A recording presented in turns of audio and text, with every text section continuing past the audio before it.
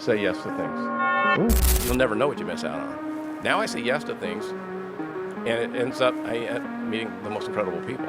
So it converts exactly into business.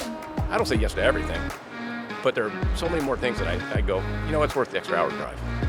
I'll go see a buddy play, even though it's an hour and a half drive for me. And you just never know where to end up.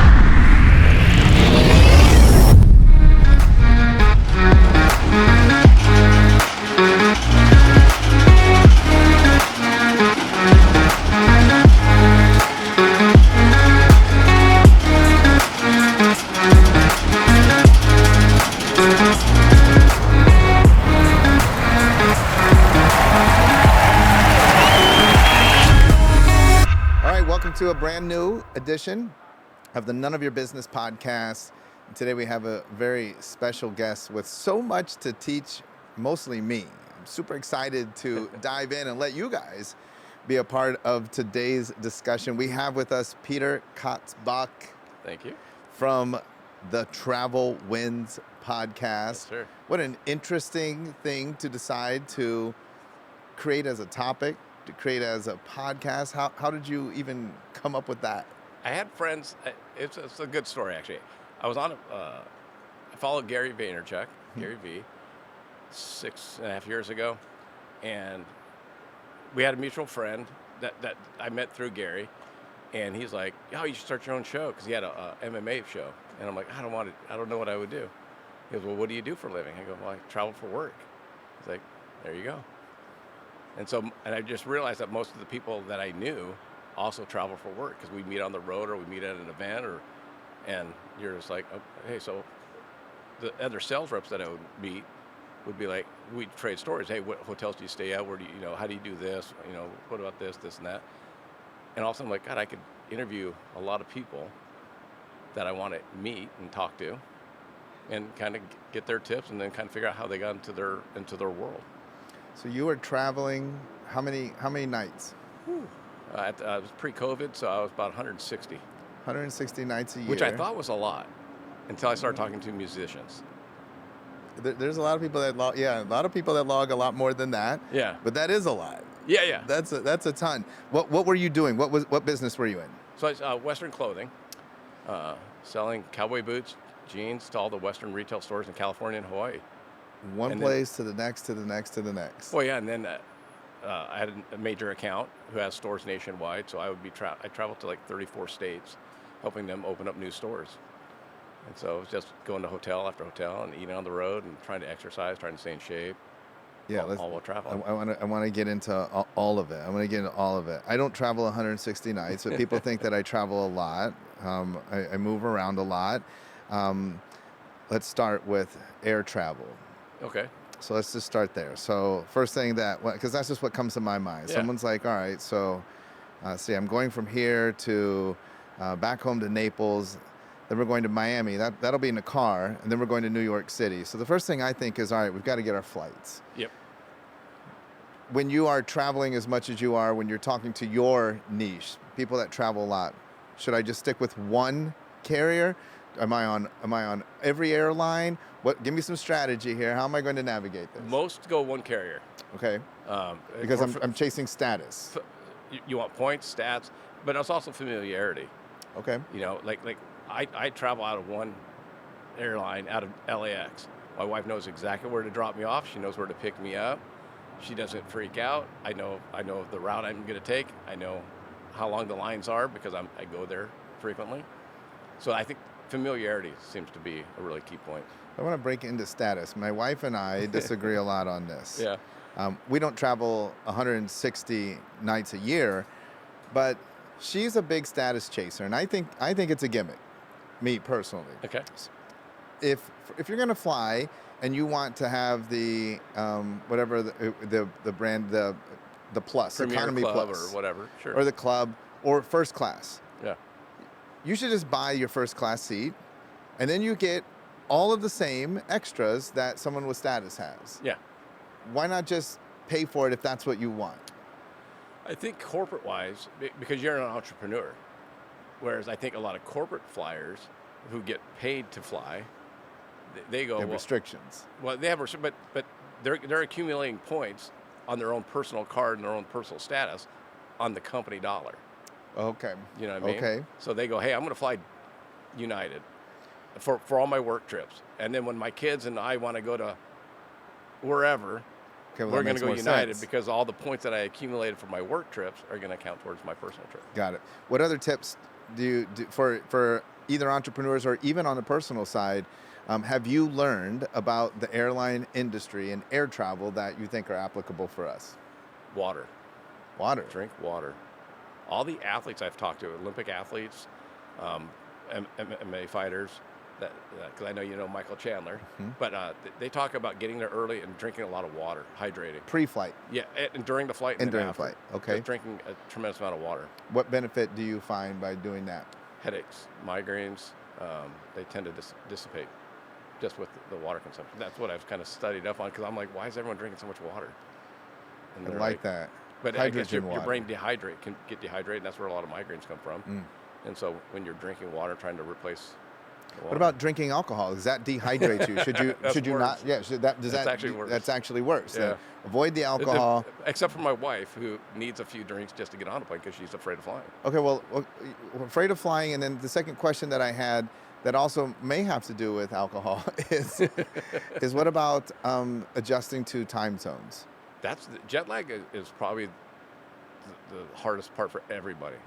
Let me rephrase that. I interviewed a couple Navy SEALs, and I'm like, how do you adjust? You know, you're sitting on the back. He goes, I just fall asleep. I'm like, how do you fall asleep? Like, you're going to go into war. And he had been shot in the face and the arm and leg, and he's like, yeah, you just fall asleep. You need to sleep. So I think some people can just sleep on planes, and some people can't.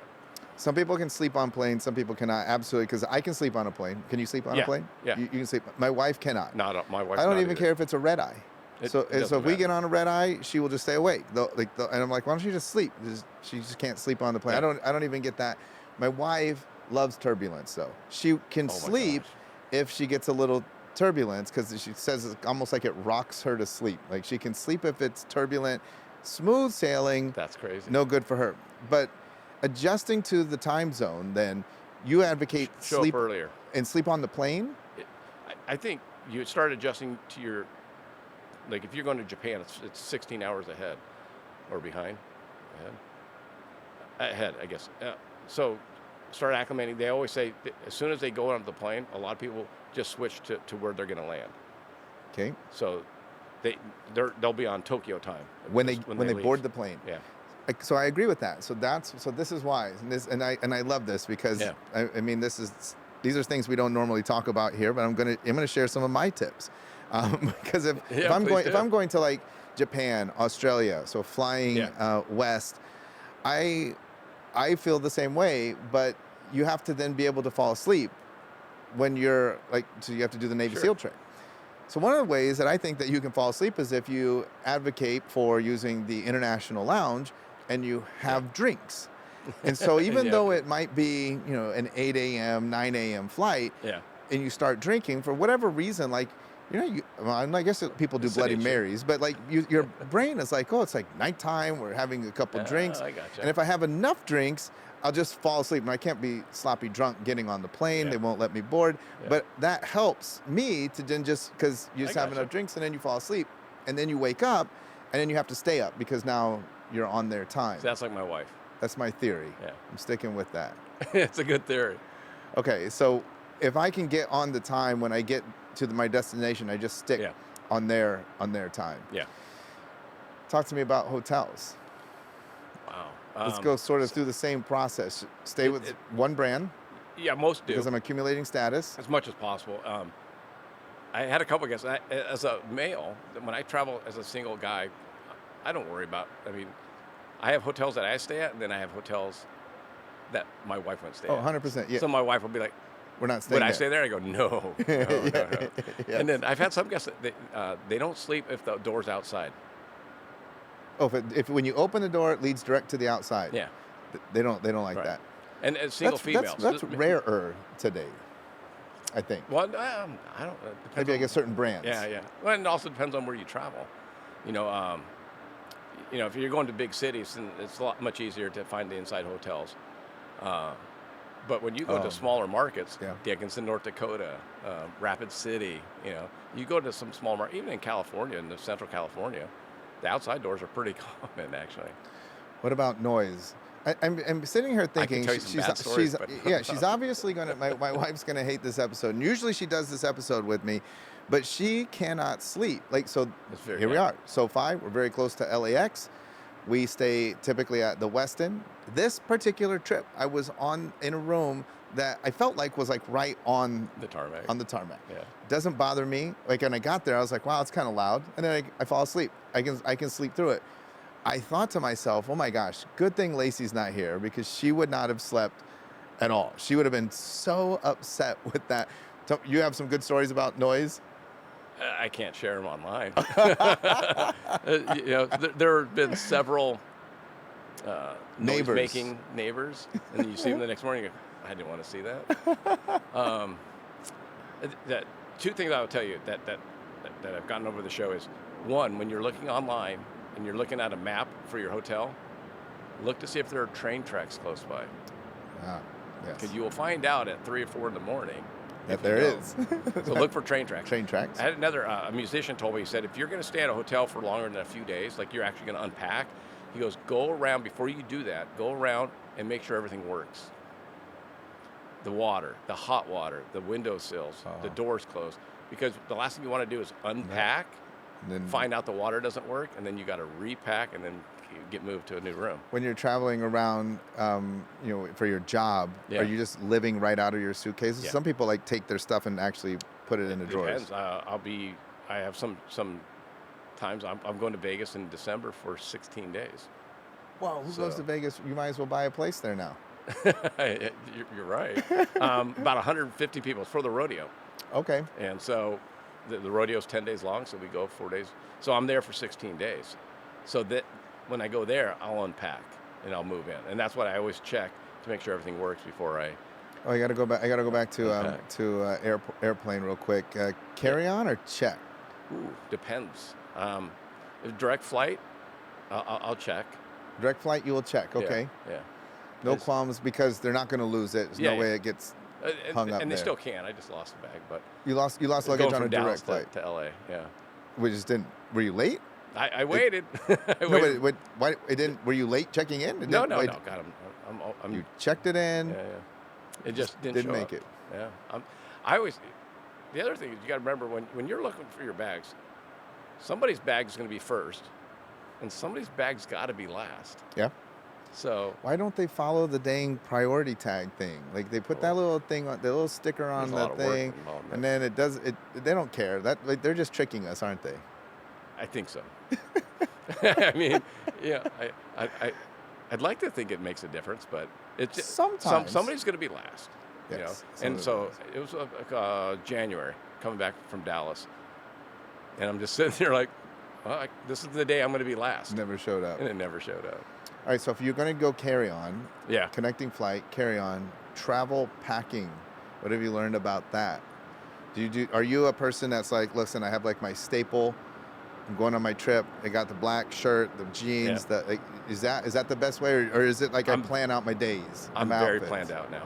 Plan out the days I didn't and start outfits. that way, but I remember having to, all of a sudden I'd come home and I'd go, I didn't wear that, I didn't wear that, I didn't wear that. Why did I carry that for 5 days, So I'm just very efficient now. And I know pretty much what I'm going to wear, how I'm going to wear it.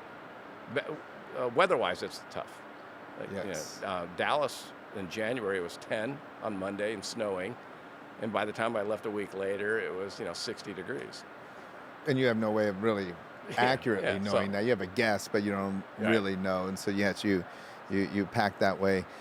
Any other tips on hotels? Do we like the clubs, the lounges, the free breakfast, or things that we look for there?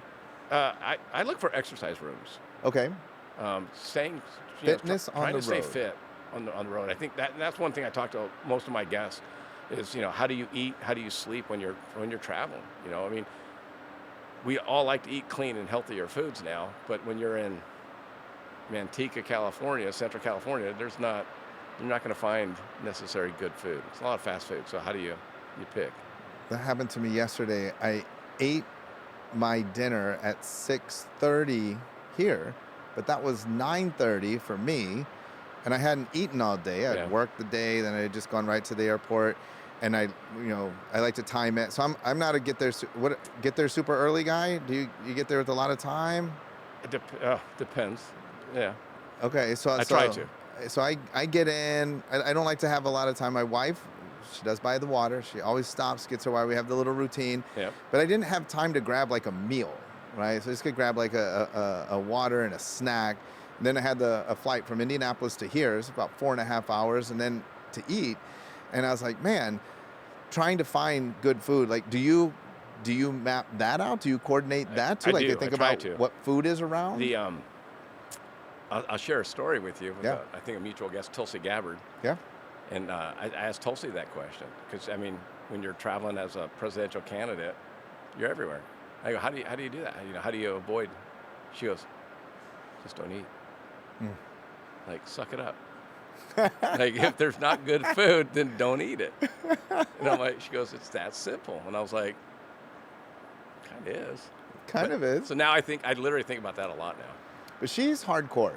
Yeah. Like, she's hardcore on what she's eating, and she finds her exercise. And she's not looking for though just a little treadmill machine. She's like looking for the muck run. And she's finding these hardcore exercise places. So talk to me about like the fitness element, because that is also a chore, because I've been in plenty of the fitness rooms at hotels. Yeah. And there's a treadmill, an elliptical, like a 10-pound dumbbell and a 30-pound dumbbell and a bench, and you're like, what are we supposed to even do with this? So body weight stuff. Yeah. How do you when you're traveling and looking at hotels? But you don't really need that room to do that. I like having the room, and that's something I'll look at. Like if I go to Dallas I go there for a week, twice a year. I'll look and say, hey, okay, what kind of space does it have? And then also, if I'm there for a long time, I like the suites with the kitchens. Because instead of having to eat out every single meal, I'll go to the grocery store when I land, get some food, some basics, and then I've got it. So one, it makes me feel more like I'm at home. It makes me acclimate to it a little bit easier. And then I get to eat healthier instead of eating, well, I'll just stop at the Carl's Jr. or wherever and go, I'll just get something quick. It's like, now I think of Tulsi saying to my face, then just don't eat. Well, I mean, yes. I'm like, absolutely. Suck that up. Tell me, any other tips that you could think, though, before we move the next? For me, I tend to pack the exact same way almost every time. Roll or fold?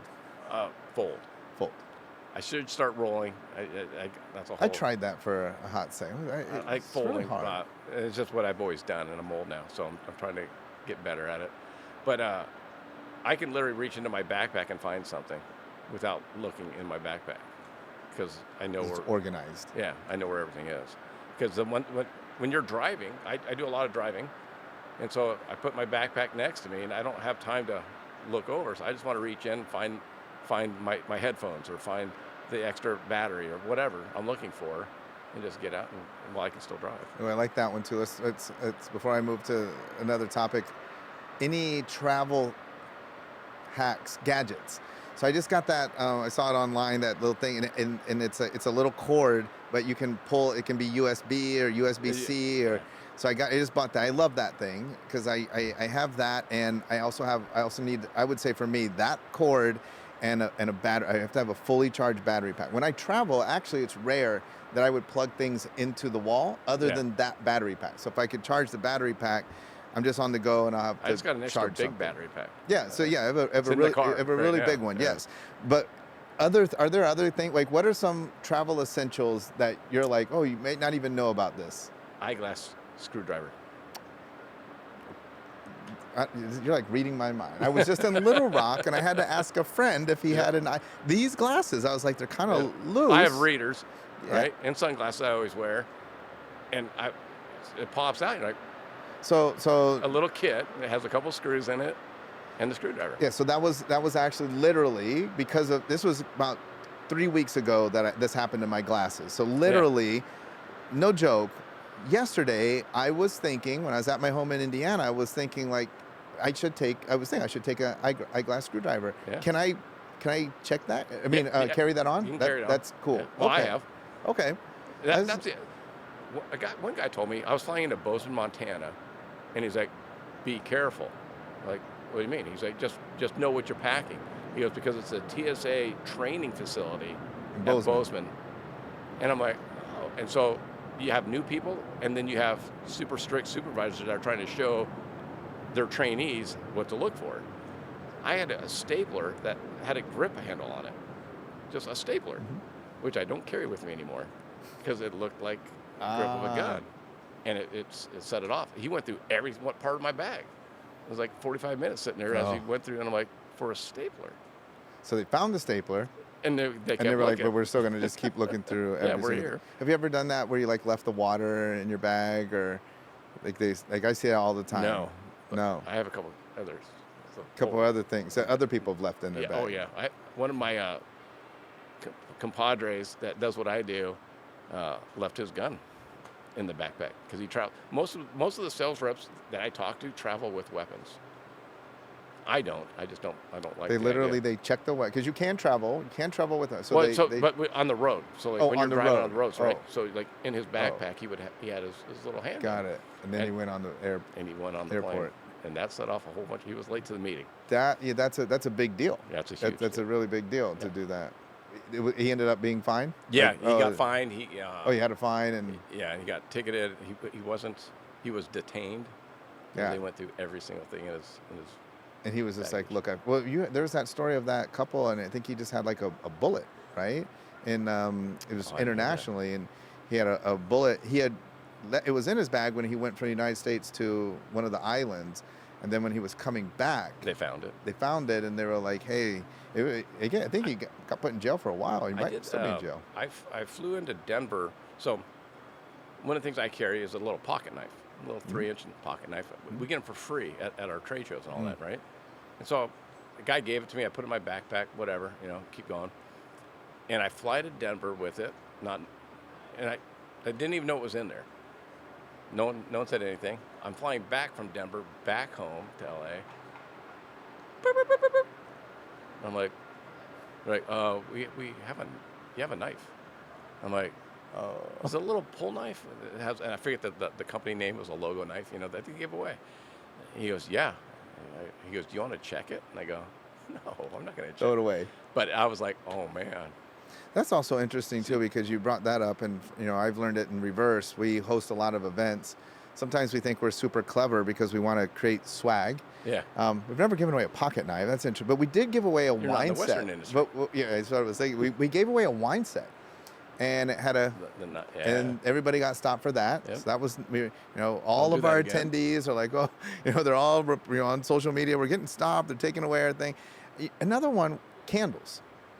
We did candles, and for some reason I don't know what that is. That they confiscated all these people's candles. That's weird because you could light anything on fire.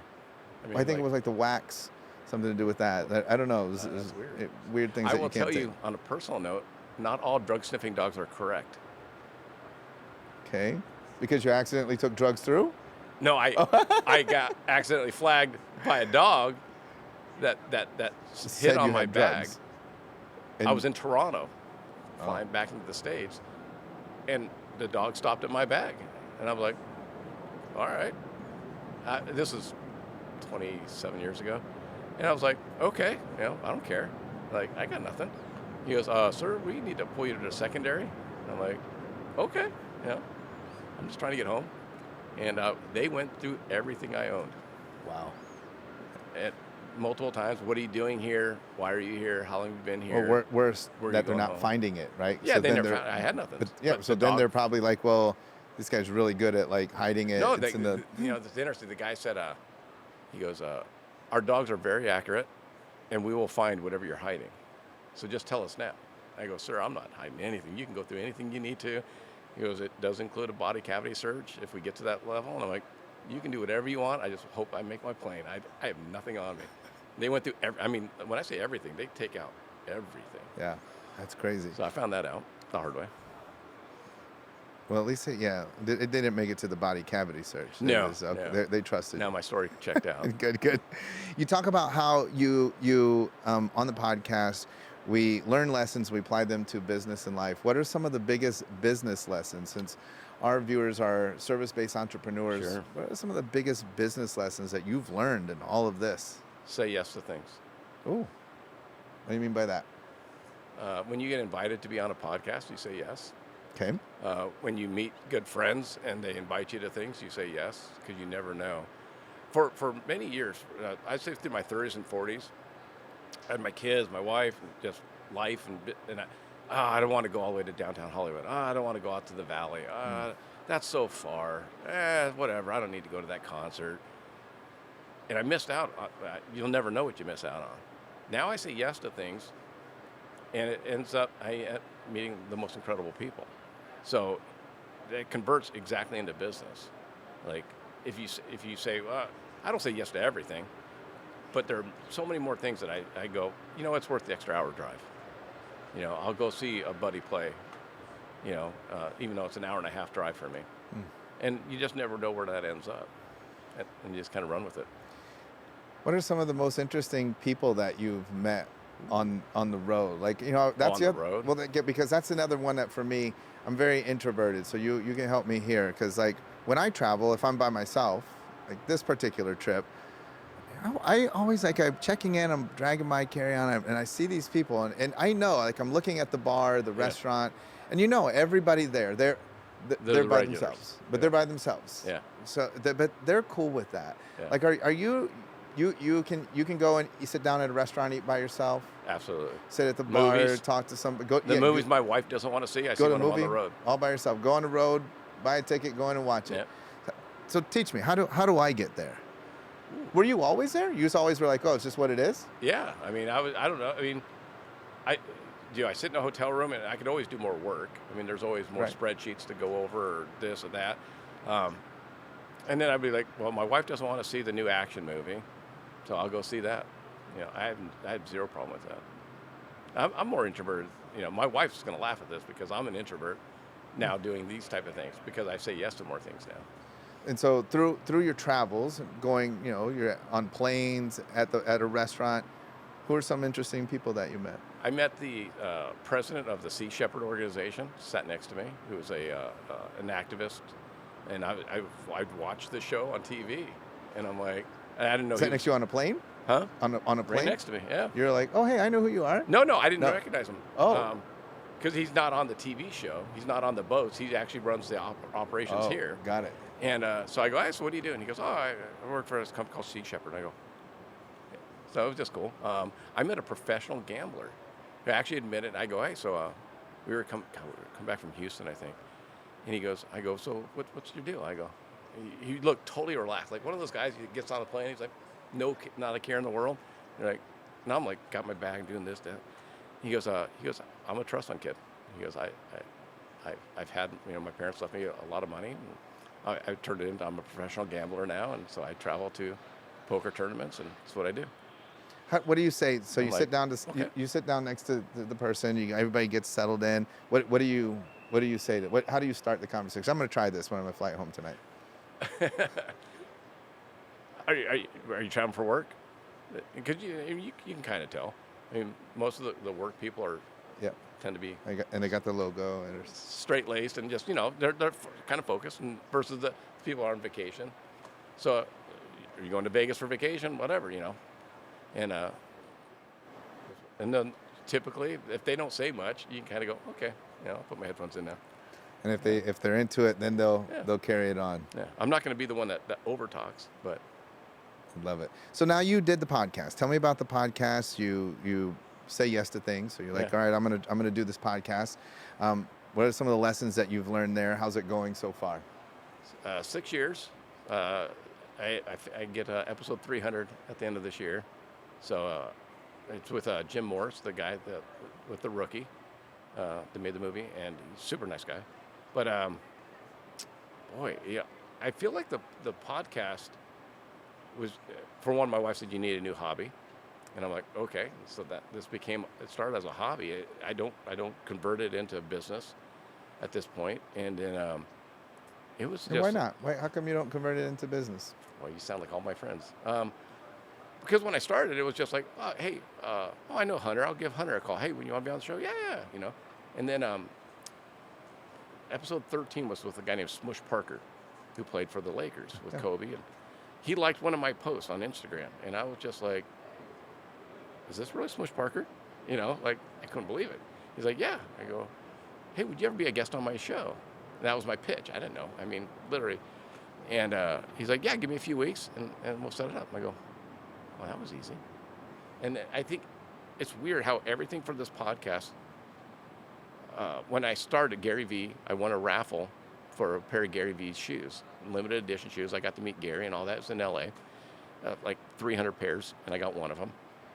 And he kind of spurred me to meet the guy that told me to do a podcast. Then I started following a guy named Lewis Howes. I think I was 3 months into podcasting, and so I started following Lewis. Lewis runs a giveaway to be a guest on his show. You won that? So I won that. Wow. So in my 5th month of podcasting, I'm a guest on Lewis Howes' show. Talked to his CEO and saw his setup and all that, and then just like so many of the people that I thought would never be on my show have said yes. You just ask. Yeah. Well, I mean, Tulsi took 3 years. Took 3 years. Yep. How did tell? She was tell a us Democrat when I asked her. How did that play out? You cold reach out to Tulsi? Yeah, Instagram, and sent her a message, and either her staff or somebody reached back saying, "Oh, you should go onto her website, and all media connections go through that." And I'm like, "Okay," so I did that, but I still followed her, and I always try to make it sincere, like I don't know, there's not too many people I would spend 3 years, asking. But Why did you want Tulsi? I couldn't think of anybody that's traveled more for work than her. Between the Hawaii Army, and the Congress. I mean, okay, if you're a congresswoman in Hawaii, you're a 6-hour time difference from Washington D.C. Yeah. So I mean, when they're getting going at 9 a.m. in Washington, it's 3 a.m. in Hawaii. That's 3 a.m. You talk about jet lag. Yeah.